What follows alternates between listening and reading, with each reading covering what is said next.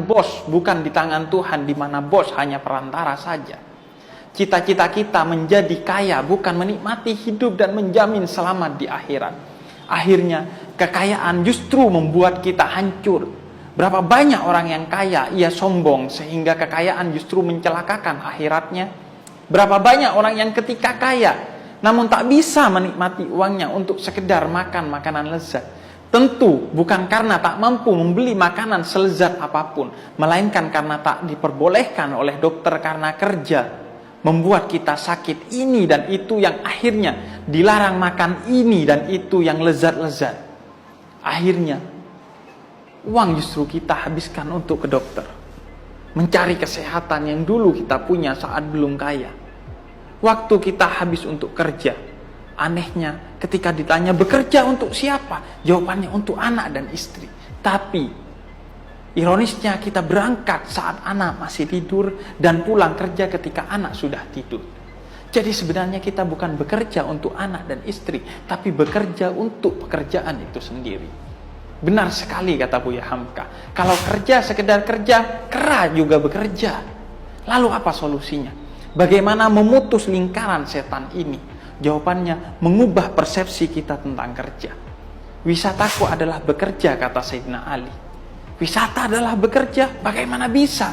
Ya, karena ia berperspektif zuhud. Apa itu zuhud? Zuhud bukan anti dunia, tapi meletakkan dunia secara proporsional. Tak masalah memiliki dunia, asal jangan sebaliknya dimiliki oleh dunia. Letakkan dunia di tangan, jangan di hati. Seperti kata Imam Malik, zuhud itu bukanlah ketiadaan harta, tetapi mengosongkan hati daripadanya. Nabi Sulaiman adalah seorang yang kaya raya. Sayyidah Khadijah, istri Nabi Muhammad, adalah saudagar kaya. Apa prinsip yang mereka pegang? Simple saja. Ada disyukuri, tak ada disabari. Karena dunia ibarat air laut. Semakin kita meminumnya, semakin kita haus.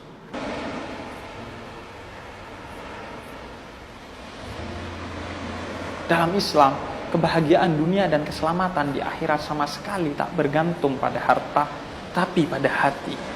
Hatilah harta terbesar kita.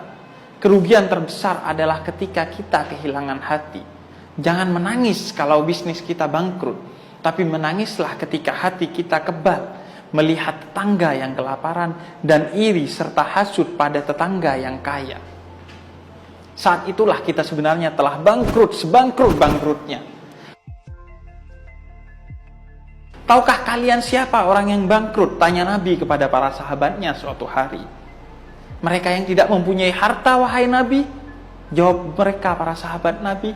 Tidak, kata Nabi, bukan itu. Tapi salah satunya, kata Nabi, adalah mereka yang kaya tapi hasil dari memakan harta orang lain. Dan justru sombong karena kekayaannya, bukan justru membagikannya.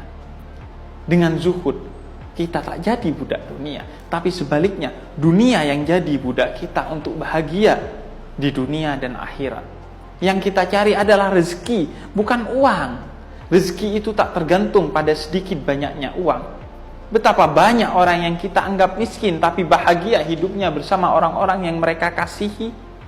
Juga sebaliknya berapa banyak orang yang super kaya, konglomerat tapi hidupnya sengsara. Zuhud mengubah pola pandang kita tentang dunia. Yang kaya bukan yang punya uang banyak, tapi yang hatinya selalu merasa cukup. Zuhud, obat mujarab penyembuh semua penyakit itu. Dengan zuhud, kerja total dilandasi tawakal. Kerja sepenuhnya dan selebihnya diserahkan kepada Allah. Karena pada dasarnya Allah menghendaki proses bagi kita, hasil semua ketentuan Allah. Hasil apapun diterima dengan lapang dada.